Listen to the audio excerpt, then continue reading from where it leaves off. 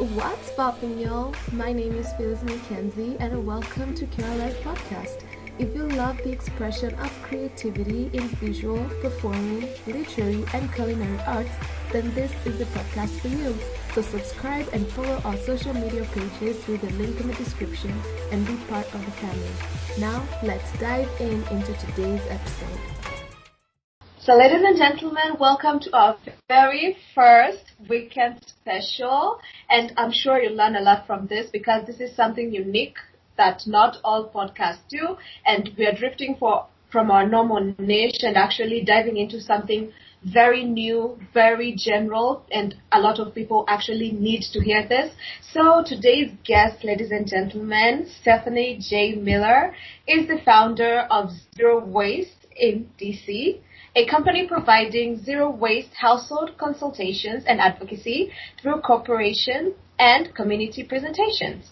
The author to the book Zero Waste Living the 80-20 Way previously spent her career in international development and was leading voice in climate change at the IFC, which is the International Finance Corporation, a private sector arm of the World Bank. So, Stephanie, thank you so much for joining us here today.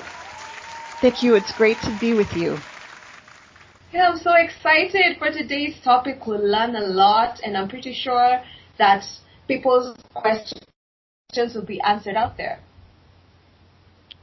I look forward to it. Thank you, Phyllis.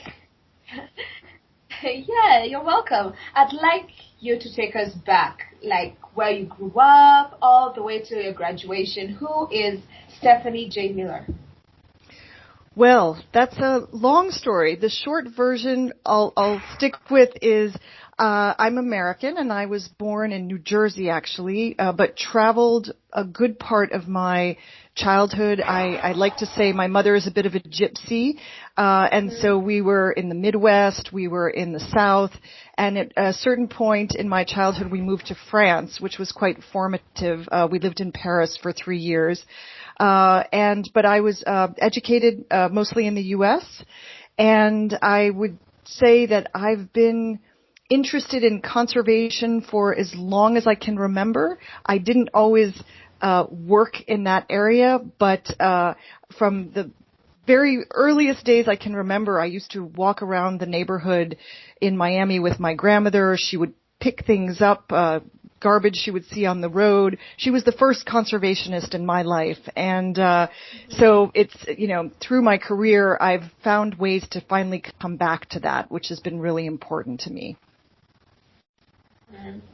So today's topic, Stephanie, is zero waste, as I'll mention in the description. And I'd like you to explain to us, what exactly is zero waste living?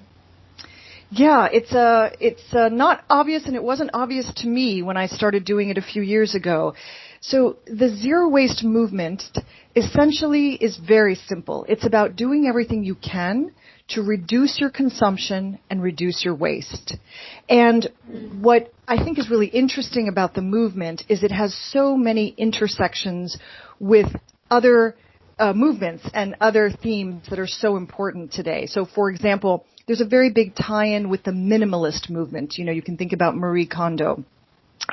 Because obviously the less you have around you, the more you can keep track of what you're buying and what you're disposing of. It also has a very, very big tie-in with the marine pollution, environmental issues. We think about all the plastic in the ocean. We see the images of plastic floating in our oceans. I think the zero waste movement turns to that image a lot to help people understand that there's an impact that they have when they are buying disposable plastic, getting rid of it, and it doesn't necessarily end up sight unseen. There's also, and this is the piece that really attracted me to the movement, there's also a very big tie-in with climate change. Because obviously, the less you buy, the less needs to be produced, the less energy needs to be used to make those products, and therefore the less greenhouse gas is emitted into the atmosphere, contributing to global warming. So a lot of my career has been focused on climate change, and I can talk more about that if you like. But that is where that intersection in particular is what really excited me to try to understand what I could do about zero waste. Mm-hmm. And you mentioned earlier that zero waste wasn't something that you immediately dived into because it was something new to you. So what was the trigger for you to decide to go into a lifestyle of zero waste living? Yes, so I spent, as you said, 25 years in the International Finance Corporation, this private sector part of the World Bank. And even though, as I said to you, in my early days, I was always interested in conservation, I was at a certain point in the peak of my career at IFC, I was leading climate change efforts. So it was my job to help governments and private sector get on a more sustainable path. But I would come home at night, I would feel busy, I had a young son, and I wasn't doing the things that I knew were right, recycling correctly, buying products that were good for the environment. Mm-hmm. And so I felt I needed to do more in my own individual life that I wasn't doing, even though in my work life I was doing a lot. And basically what happened is that after 25 years in the same institution, I decided to leave that institution a couple of years ago. I wanted to take a gap year, as I called it, for myself. I wanted to spend more time with my son before he headed off to college. And I suddenly found, for the first time that I can remember, I had time on my hands. And I decided I would delve into figuring out this question that had always bothered me when I'd come home from work too tired. I'd try to figure out what could I do to reduce my own personal carbon and waste footprint. And so my aha moment was essentially I'd always wanted to go into my dry cleaners, because I was busy professional. I was bringing my suits, my work clothes into the dry cleaners once or twice a week. And I was always bothered by all that plastic wrap that I'd bring home with me with my clean clothes. And so one day I'd always wanted to go in and say, would you mind putting my clothes not in the plastic, but instead in a reusable garment bag? And I don't know why it took me quitting my job to finally make time to ask that question, but to my surprise, it was not a big deal. I walked in with my own garment bag, asked the cleaners if they would do this. They said sure. And then I got to thinking what else I could do. Maybe there were other busy people out there that might also want that option. They just hadn't thought of it. I started a little mini campaign in my neighborhood. I hung up signs. I got the dry cleaners to adopt a reusable bag program. And within a very short period of time, a few weeks, a few months, they had their customers buying these bags that were reusable. And today, more than a third of their customers use these bags. And you walk into the dry cleaners now, and instead of seeing the sea of plastic, you see some plastic interspersed with these green reusable bags. So the aha moment for me was, wow, first of all, maybe there are other people who want to do the right thing, but they just don't have the time. And secondly, what else could I be doing? And that's basically when I stumbled on the idea of zero waste living and decided I'd go down this path and see how far I could get. Speaking of working with the community, you have personally worked with the community, and now you have a company that helps the community and individuals, including corporates, to manage to live a zero waste kind of life. But the big question here is it really possible to live in a zero waste world? My answer is no. So I think what's really important is that it's possible for us to make a huge difference as individuals. And I'll tell you why I say that in a second. But this problem needs to be solved. The problem of climate, the problem of waste needs to be solved at all levels. It needs to be solved at the government regulatory level. It needs to be solved by private sector, businesses, industry, and it needs to be solved at the individual household level. I think what I realized is that just because, there's a temptation to say, well, how much difference is it really going to make if I stop using plastic water bottles, for example, or I start taking my own produce bags to the store instead of using those produce bags? Well, of course, it's a drop in the bucket. But the exciting thing to me is two things. One is to realize actually you can make a very big difference on your own. And secondly, you can influence other people to do a lot. And that's been, as I was researching my book, that's been a very exciting piece for me to realize. But let me tell you why I think the individual can make a difference, even if you don't get all the way to zero. So I did a lot of research after I stumbled, after my aha moment at the dry cleaners, and I wanted to try to figure out, well, what are the areas where the individual can have the biggest difference? Because I was only taking 1 year off work. I knew I was going to be going back to a busy job. I read all these books about zero waste that have you make your own shampoo, make your own household cleaner, and of course, the purpose of that is to try to avoid the plastic that you would be bringing into your home when you buy these products. So I started doing some of these things and realized there was no way I could spend, the rest of my life trying to get to zero waste. But I realized I could make a huge difference. And I remembered this concept that we would always talk about in my workplace, the 80-20 rule, right? This principle that not all actions are equal, right? So if you pick the most impactful actions, so if you pick the 20% most impactful things you could do, you could get to 80% of the result. We used to talk about that in my workplace, that 80% of our clients would come from 80% of our business would come from 20% of our clients. So I thought to myself, how could I apply 80-20, this rule of 80-20 to zero waste living? And I realized I needed to discover what were the easy things and impactful things that could be done. So I'll give you one example that was a huge surprise to me. Food. I had no idea how important, even though I worked in climate, how important food waste was to the whole climate equation. If you look at, there's a book that's been published by scientists called Project Drawdown.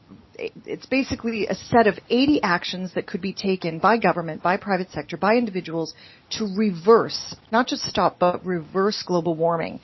And number 3 on that list is food waste.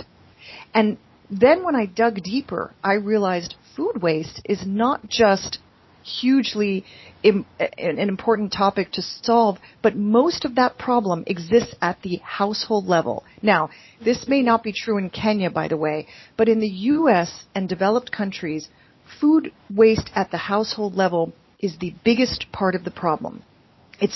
Yes, hotels, yes, restaurants, yes, grocery stores, yes, farmers, spoilage at the farm accounts for part of the problem. But the single biggest issue is food waste at the household level in developed countries.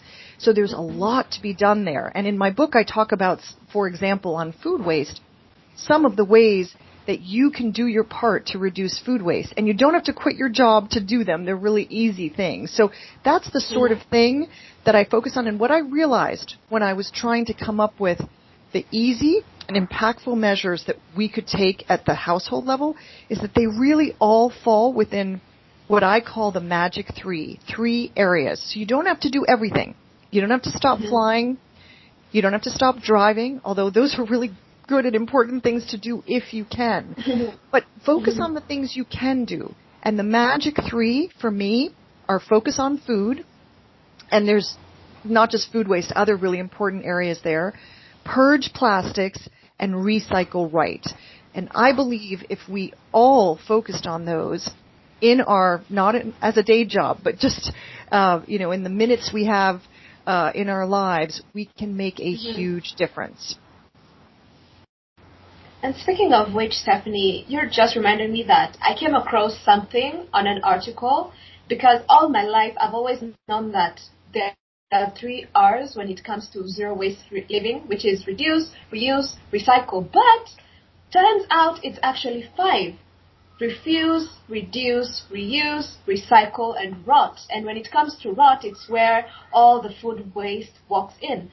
And I think that in most developed countries, the food waste is a lot because people don't consider that there are two aspects that we're totally ignoring, which is the refusing part and the rotting part. Because we can't avoid having food waste, especially when it comes to restaurants. But if the restaurants step in with the rot factor, they can actually use that, create very nice manure and sell it to farmers or actually have their little garden behind the restaurant. So thank you very much for mentioning that, because it's something that people should always put in the back of their head. The methodology is not only 3, but 5 R's. Refuse, reduce, reuse, recycle, and rot. Yes. So, Stephanie, you mentioned about plastics. And I think people just assume that when it comes to zero waste living, it means that you just have to take away all the plastics. When it comes to you, do you think that living a zero waste life is actually expensive in terms of buying bamboos, buying recyclable papers, or maybe the biodegradable bottles? Do you think that's actually expensive in a day-to-day lifestyle? I think it's really important to recognize that because the zero waste movement has taken off in some circles, that there is also, like so many movements, there is a consumer aspect to that, meaning there are a lot of people who are putting out a lot of products to help you go zero waste. And those are for people who can afford them. I think that's wonderful. It makes life easier.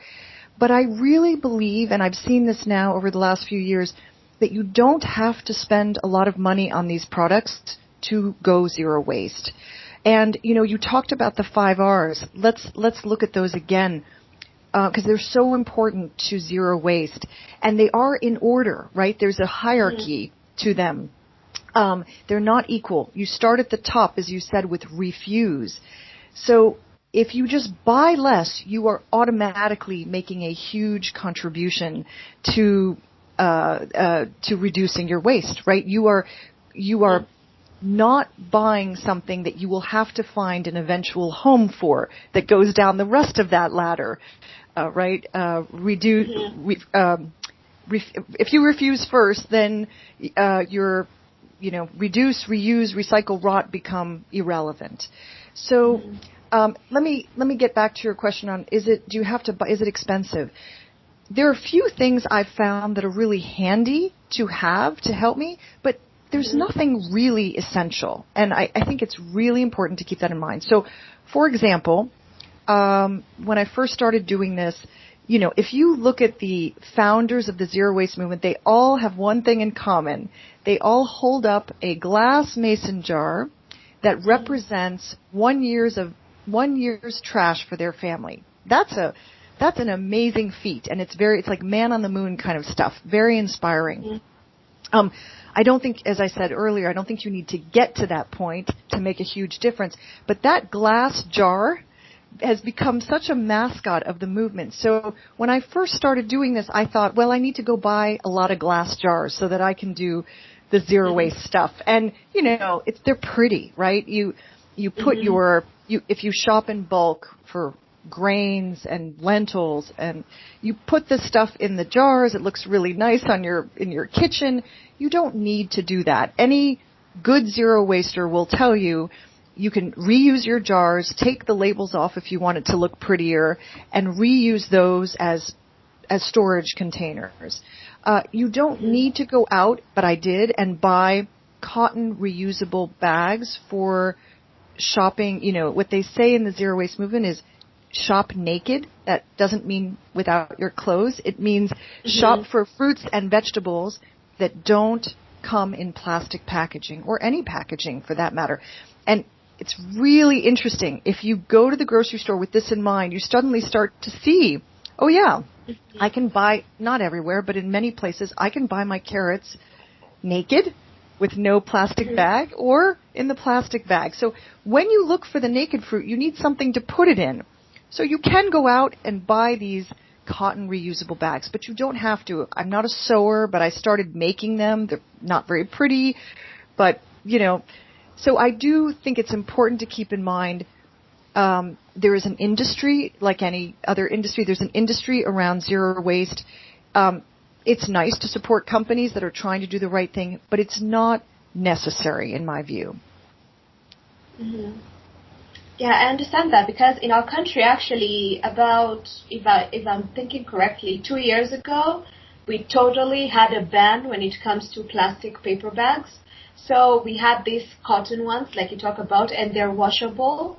And the good thing is that they're biodegradable. I don't think people actually know that, but they're biodegradable. Meaning that if you, by mistake, bury them in the sand, they'll just degrade. And also in the supermarkets, instead of shopping naked, they have biodegradable bags that they pack fruits in. So I think that although it's not like in each and every shop there isn't one or two people who are using plastics, at least 99% of the people in the country are not using the plastics. So I think that if other countries would do the same, let's say they just took like 3 months of totally just washing away every single plastic and welcoming this fact that they're biodegradable products, or maybe the cotton ones, I think that that could be a huge step, right?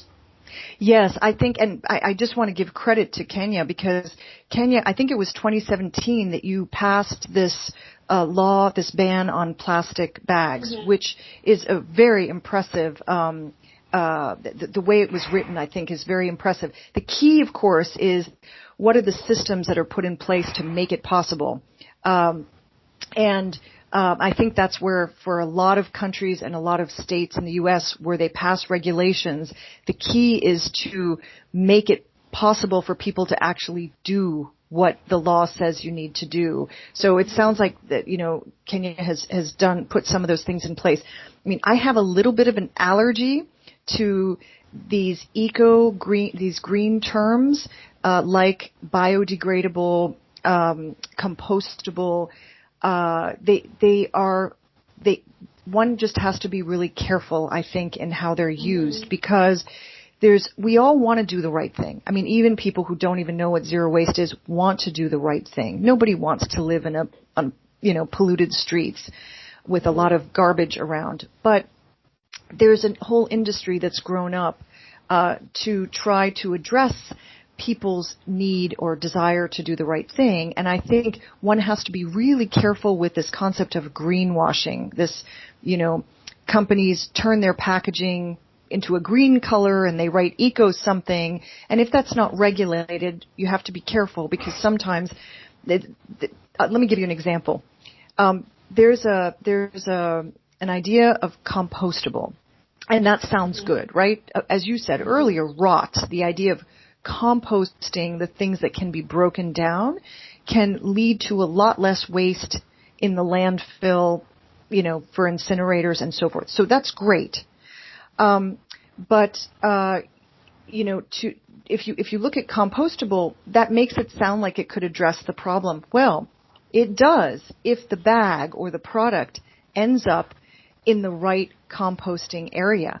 So if you and I buy a compostable bag, we have 2 dogs. So we have, if you buy they sell these compostable dog waste bags, right? Poop bags for dogs.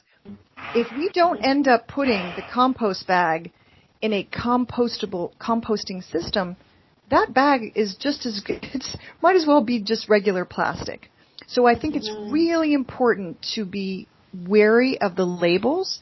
I do think it's exciting that so many companies are trying to come up with solutions. And if what you describe is right, and I've been in many places in Africa, I haven't yet been to Kenya, but if you have bags that are offered in the grocery stores that are biodegradable and there's a place for those to be put, where they biodegrade, I think that's fantastic. So it's not that I want to say let's get rid of all of these bio products, but I just think we need to be a little bit careful that we're not getting the wool pulled over our eyes on some of these eco labels. Mm-hmm. Thank you so much. What was the hardest thing, Stephanie, for you while you were transitioning into this zero waste living lifestyle?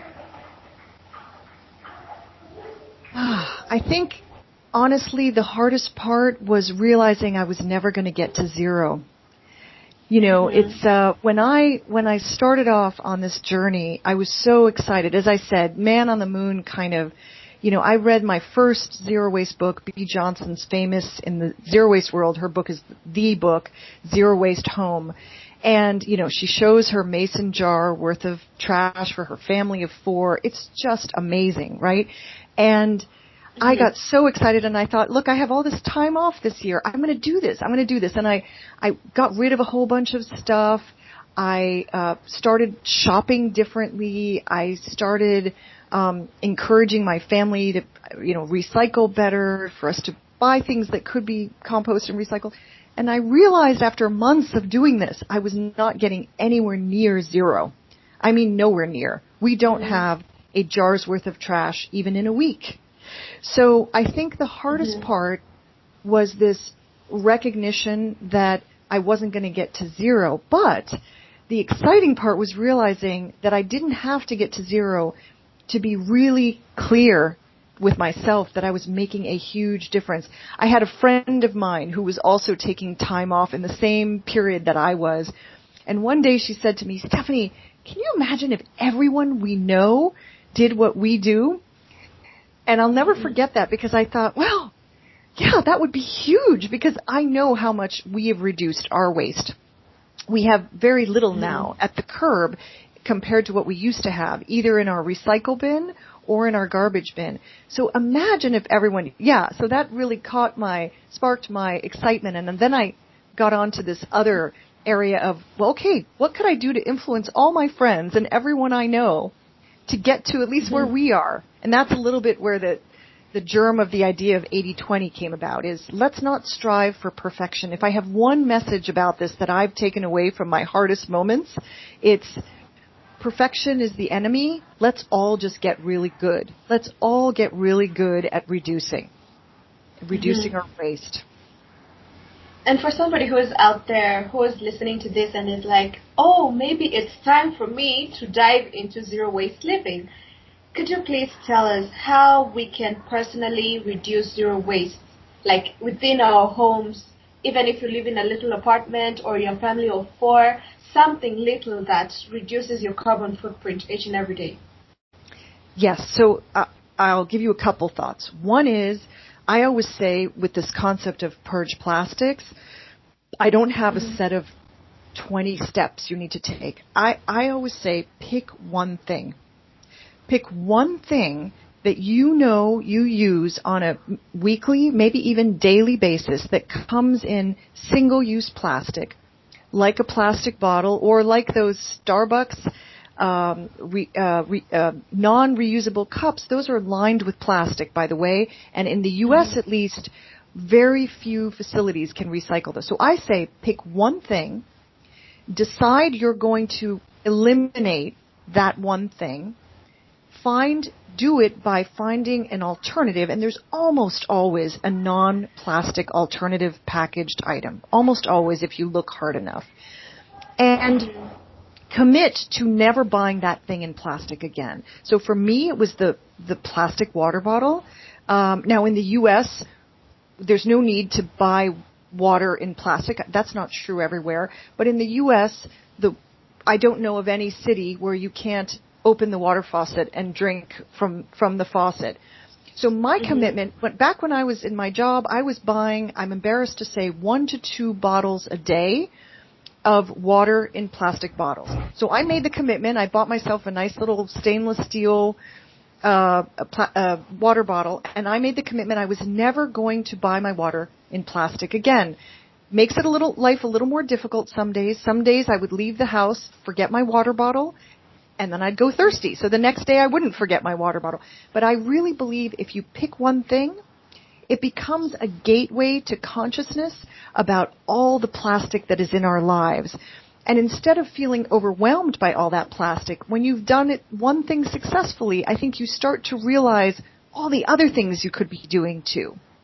So that's my, when anyone asks me how to start, that's my suggestion always. But let me give you another couple of ideas on the food side of things.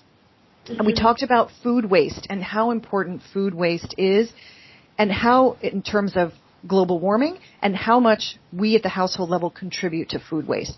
So I think there are a few things I was not doing before that have made a huge difference in how much food we waste. One of those things is what I call the daily fridge review. So you bring food into the house. You haven't refused. You haven't reduced. But you've brought that food into your house, so you better make sure you're going to eat it or you're going to contribute to the waste. So what do? How do you make sure to do that? So a 2 to 3 minute daily fridge review in our house makes all the difference. And the goal of that review is I set my alarm in the morning, right after my coffee.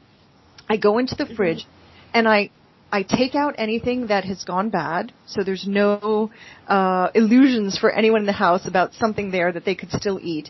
I move forward anything in the fridge that is going to start going bad in a day or two, and I put it forward so that people can see, everyone else in my house, we have a small household, can see these are the things they should eat first. And I put a little label on our refrigerator on one of the shelves that says, "Eat me first." So people know if they're going in for a snack or a quick meal, that's where they should aim to go. I find it very helpful to put things in glass containers in the fridge because then you can actually see what's there. If you know what's there, you're more likely to deal with it, right? So I have a set of recommendations in the book about how to, things like that, very small actions you can take that really quickly make a difference in how much food you're ending up throwing away. And that has been one of the most satisfying things that I've been doing on this journey, is addressing the food waste thing and starting to see our garbage every week go down and down and down and down. We have, I think, practically no food waste now. So that's been it's nice when you know you can actually affect change, right? You can do something about this problem. And that's a big plus for in the household. If you can manage to have a very little amount of waste, especially when it comes to food, that's a big plus for you. And we at Care Life are proud of you, Stephanie. So moving on. What are the advantages of living a zero waste life, except for the fact that it saves the planet, especially the marine life? Are there any other benefits when it comes to both us and nature itself? Yes, I think so. I think I have found joy in so many aspects of what I've been doing to go zero waste. So let me give you a couple of examples. I told you earlier that I lived in France when I was a child. I also lived in Paris when I was a professional about 6 years ago for another 3 years. And when I was living in Paris, you know, the neighborhood feeling that I had, even though I only lived there for 3 years as an adult, was so nice and lovely. I would, because there's a custom in much of Europe, I think, and I don't know what the situation is in Nairobi, of shopping for your needs every day, for your groceries every day, right? So you end up wasting less food because you're getting what you need to make dinner that night, and then you go out to the market the next day and you get what you need for the next night. I mean, maybe you've got a couple days worth of stuff in your fridge. But what I didn't realize is how much I would miss when I moved back to the U.S., that sense of community that I had built up because I was daily going out and talking to the fishmonger and the fruit and vegetable stand, the farmer's market people. When I moved back to the U.S., I realized that for me to do zero waste or anything close to zero waste, I was going to have to get to know some people. And I admit that in all the years I lived in Washington, D.C., I knew very few of the vendors in my city, in my area, by name. But all of a sudden, I have to know the guy at the couple that own the fish place, because when I order my shrimp, I ask them to put it in my own reusable container instead of in their plastic bag. And that's not an easy request for them because they're not used to it. It's actually very easy. But because they're not used to it, so I now know Sue and Bob, right? I know them by name. I know the dry cleaners by name. I know their son's name. So there's been a joy in just becoming part of a neighborhood, which in the U.S. is not an obvious thing. But it's hard to do the zero waste stuff without getting to know some of the regulars that you talk to. I would say another really cool thing is that when you start going zero waste and you start going down this path of trying to figure out what else you can do, I started developing skills I didn't have, which is fun. I'm not a gardener. My goodness. I have friends who are green thumbs. I am not a gardener. But so at first when I learned that composting would make such a difference, if you compost your food scraps, instead of sending them to the landfill, they don't produce methane, which is one of the largest, one of the most powerful greenhouse gases. So it's really important if you can compost your food or get a service to compost it. In Washington, D.C., there are services that come to your door, or you can bring your compostable items to the farmer's market. But I finally, after about a year, did my own composting in the backyard. I feel so competent. It's actually so easy. It's embarrassing. But I feel really good about the fact that I'm doing this now. I also started planting tomato seeds with my fiance, who's more of a gardener than I am, but we weren't planting anything. Again, you want to avoid the plastic, and there's hardly anything more joyful that I know than picking a tomato off your own vine if you have the space to do it and eating it fresh. I mean, oh my goodness. So I think I've built up some skills. As I said, I learned a little bit how to sew so I could make my own produce bags. I feel I've really learned a lot in the last few years in going down this path, and it's been fun. It's been a lot of fun. Yeah, I actually learned a lot about decomposition from my grandfather, may his soul rest in peace. He is a very green thumb man. He was, and he had a very nice farm. It was flourishing. Whatever he planted was amazing. And I didn't realize that he actually used biogas from his own creation. From his backyard, he had his own biogas, which was channeled into the house. So they wouldn't cook with actual gas, they used biogas. And I was like, Grandma, where does this gas come from? Because I can't see the gas cylinder. And then she was like, let me walk you out. Let me show you how things are done here. And for the first time, I actually saw how decomposition works, because it's in a pit.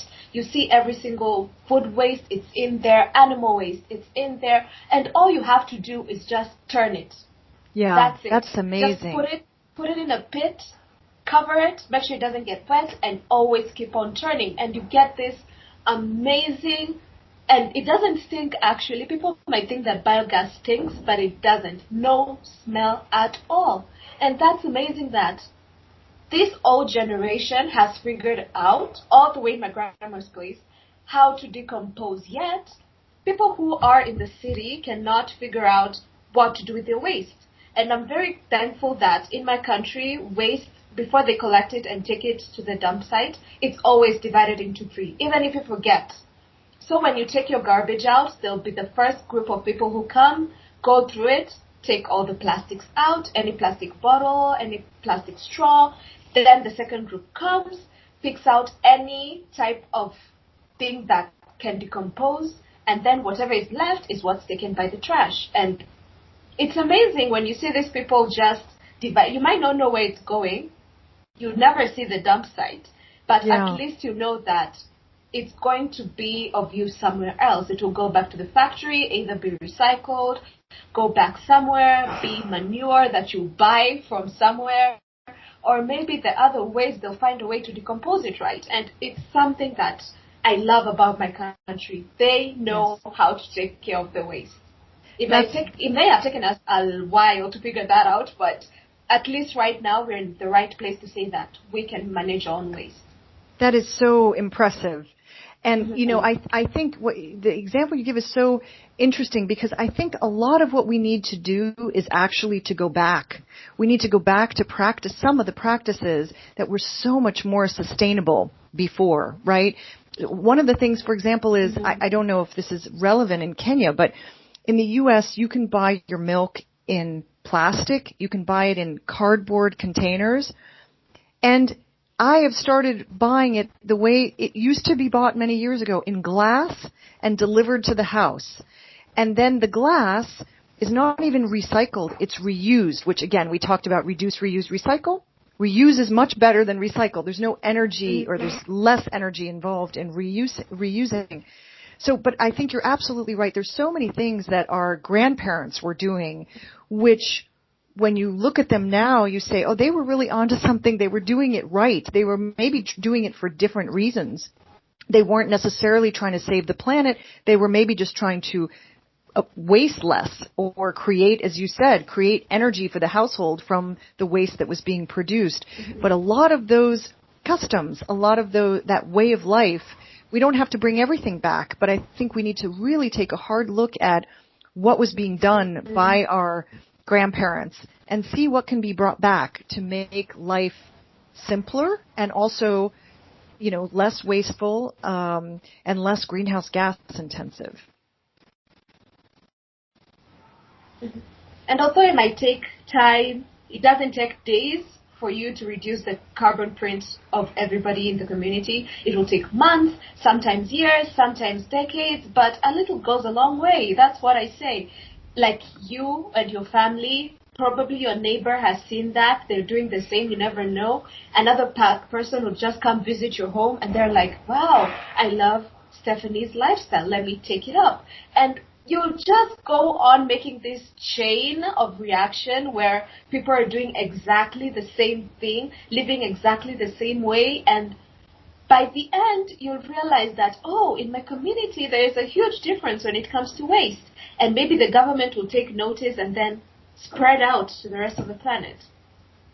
Yes, I think there's definitely something to be said for that. I love the way you put it, this chain of reaction. Unfortunately, in COVID, I don't have my neighbors coming to the house very much anymore. But I use social media much more now to spread the word about. I have an Instagram site. So yesterday I posted about household pine infused vinegar that I made yesterday as household cleaner. I think exactly what you're talking about. Getting people to see there's another way of doing something.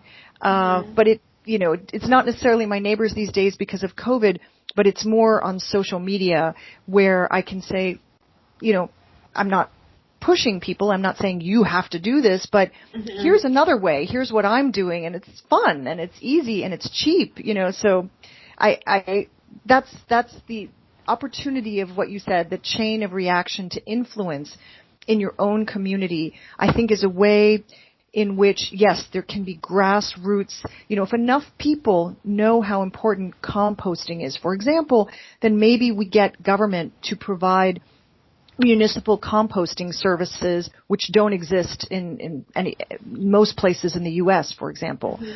So I think there needs to be top-down regulatory, like you did in Kenya with the plastic bag ban, and there needs to be grassroots, bottom-up kind of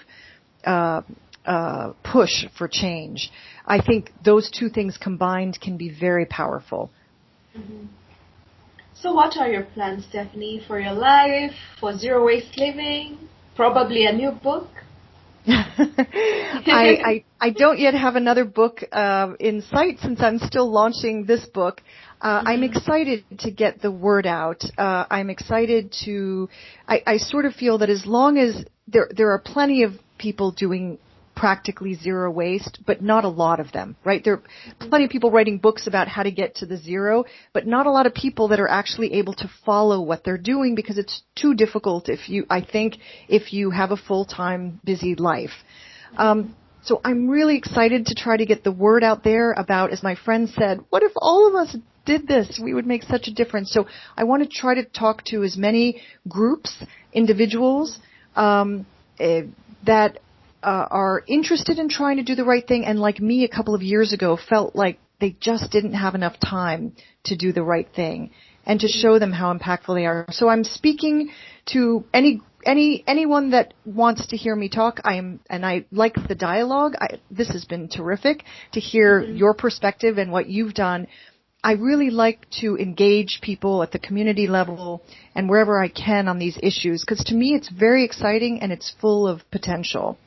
I also am trying to I'm trying to push out an idea right now on a recycle audit, and I'm starting to offer because of COVID, I'm offering virtual group audits to groups of people that can. This is when you look at what you actually are throwing away in a week, it's eye-opening in terms of understanding where the potential is to reduce. So I'm trying to find different avenues to get people excited about seeing where they can make a difference in their own life. Mm-hmm. That's amazing change when it comes to zero waste living, because you're an amazing person, Stephanie, and I love having you here. I learned a lot, and I'm sure that whoever's listening right now, whatever they're doing, they may have gotten something from all of this. Maybe it's something they already knew, but at least it became more aware to them. And thank you so much for joining us here on Care Life Podcast. Thank you so much. It was such a pleasure. And stay safe. Thank you so much. And to those listening, please check out her social media posts and also buy her book. Links will be in the description down below. And if you want to find more about me and whatever I'm posting, my link will also be in the description down below. I'll be posting every single day, so don't worry. And I hope to see you again here next week for a brand new episode on climate change. My name has been Phyllis McKenzie, and our guest today was Stephanie J. Miller. Goodbye, everybody. And that will be it for this week. If you enjoyed this episode, be sure to subscribe so you're notified when a new episode is posted. Rate and review this podcast on your favorite podcasting app, especially Apple Podcasts, and share it with all your friends.